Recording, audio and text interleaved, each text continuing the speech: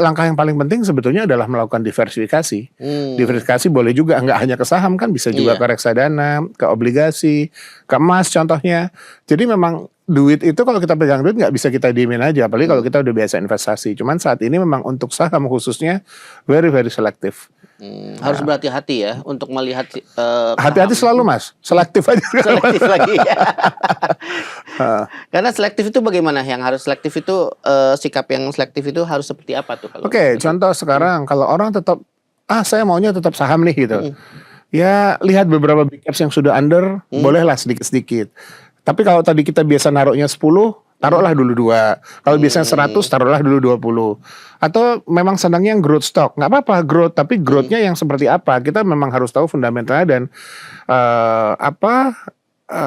activity atau plan-plan yang akan dilakukan oleh emiten itu kita harus tahu karena kondisi sekarang indeks seperti ini kan tidak menggambarkan kinerja dari emiten itu sendiri. Kinerjanya sendiri bagus.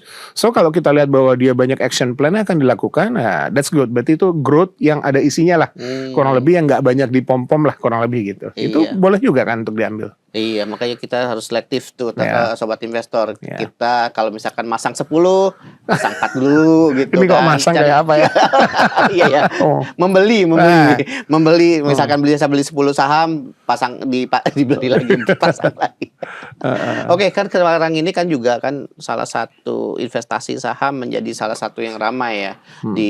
Apalagi anak-anak muda sekarang sudah mulai melirik bahwa saham itu merupakan salah satu investasi yang menarik dan menguntungkan bagi mereka, tapi ini akhirnya menimbulkan namanya FOMO, ada menimbulkan YOLO, ini juga menjadi momok sebenarnya bagi banyak investor semula. Nah, tapi kan dengan kondisi saat ini kan lagi rungkat nih, banyak yang rungkat, banyak yang mengalami kerugian. Nah, ada nggak sih trik kapan untuk kita mulai bisa masuk ke bursa saham? Oke, masuk bursa saham ataupun investasi lainnya memang nggak boleh FOMO dan YOLO.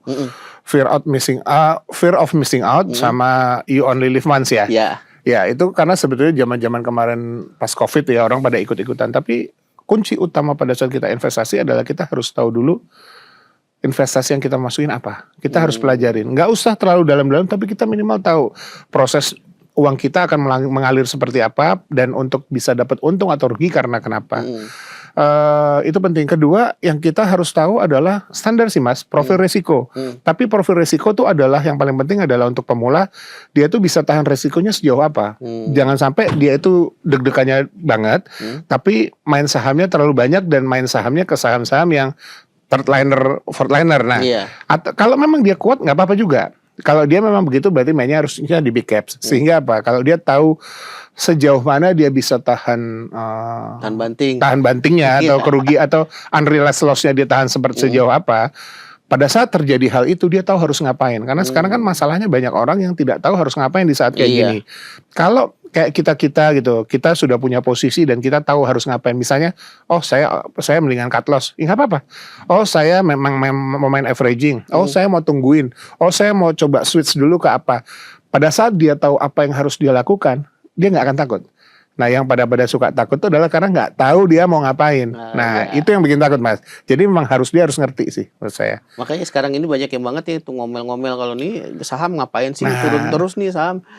Mungkin karena mereka nggak tahu ya. Betul. Harus ngapain. Exactly.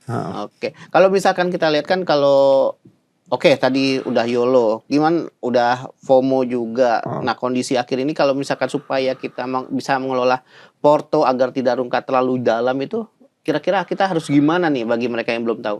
Ya, tadi sudah disampaikan sih di awal ya. Memang sekarang ini saatnya, kalau secara umum kita harus nunggu MSCI-nya selesai dulu deh. Jadi April atau Mei kita tungguin. Tapi yang paling penting sekarang ada diversifikasi itu tadi. Ya dia karena jangan sampai uang itu juga dibiarkan terlalu lama kan. Ya udah diversifikasi aja mau kemana yang dia suka. Kalau tetap mau main saham ya 20% mainin ditaruhlah di situ nggak apa-apa di saham-saham yang tadi sudah disampaikan yang dia firm gitu loh. Artinya yakin lah secara fundamental mereka cukup baik lah ya. Jangan betting too much saat ini gitu. Jadi sekarang itu memang harus belinya adalah value. gitulah. Tapi kalau dilihat kan kemarin juga walaupun secara indeks agak rungkat atau jatuh agak dalam ya, kemarin 3% lebih gitu. Tapi kan masih ada beberapa saham second liner yang cukup baik di kinerjanya di saham kemarin. Nah, ini bisa nggak sih kita lirik juga atau harus hati-hati juga nih tadi disampaikan nih? Ya, coba dicek deh. Saya juga memperhatikan beberapa saham yang saya nggak boleh sebutin di sini ya. Satu hari dia naik 3%, besoknya dia turun. Ya sih, apa gunanya gitu. Nanti ada yang lain naik karena sebetulnya makanya tadi saya bilang kalau sekarang kita punya posisi, yang penting kita lihat posisi tiap hari. Saya sudah tidak mau lihat indeks. Jadi kalau begitu pembukaan saya nggak lihat IHSG-nya. Yang saya lihat emiten saya. Dia naik atau turun karena itu yang lebih penting. Karena setiap hari pada saat indeks naik ataupun turun itu hanya bergantian aja emitennya. Tukeran ya. Ya, jadi yang saya perhatikan pokoknya emitennya aja. Karena belum tentu kan indeksnya turun terus tapi emiten yang saya pilih, saham-saham saya pilih juga turun.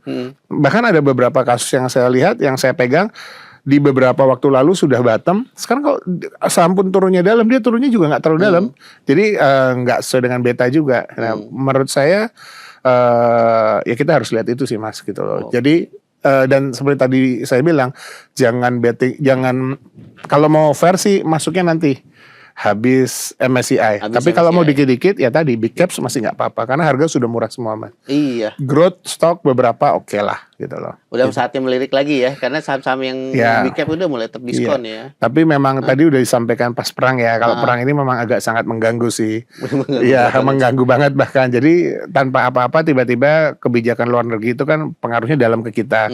Ya kita harus siap itu aja. Gitu. Oke, ini selain kejadian kemarin ya perang di Iran yang akhirnya penutupan Strait of Hormuz, tapi kan kita juga ada tekanan lagi nih baru jelang Lebaran. Jelang Lebaran ini kan banyak orang ternyata kemarin kan waktu Jumat ya, Jumat itu tingkat transaksi cukup rendah juga dibandingkan bulan-bulan sebelumnya sempat sampai 15.000 triliun, sekarang kemarin tuh cuma 14.000 akhirnya. Nah itu juga salah satu kondisi yang juga menekan juga ke IHSG atau mungkin emang hanya sementara aja nanti bisa balik lagi ke awal setelah Lebaran. Kalau balik lagi, insya Allah balik Mas. Karena kita sudah sering sekali melihat badai dalam market saham itu sering kali terjadi dan mereka akan kembali. Saya percaya dari 2 tahun terakhir ini kita harus investasi yang berbasis cash. Kenapa? Karena itu liquid. Walaupun harganya dia bisa naik atau turun, tapi tetap liquid. Kita bisa jual kapan saja dan marketnya terbuka dengan bebas. Beda kayak contoh misalnya ada orang yang senangnya dulu di properti atau apa segala macam. Takes time, apalagi kita harus melihat juga kemampuan beli dan segala inflasi segala macam. Jadi kalau saya sih akan melakukan di yang semua berbasis berbasis cash itu di semuanya. Saya akan lakukan diversifikasi di banyak instrumen itu Mas. Tapi tetap yang lainnya pun tetap kita pegang kayak komoditi ada saya sebagian, kemudian juga properti tetap ada walaupun sedikit.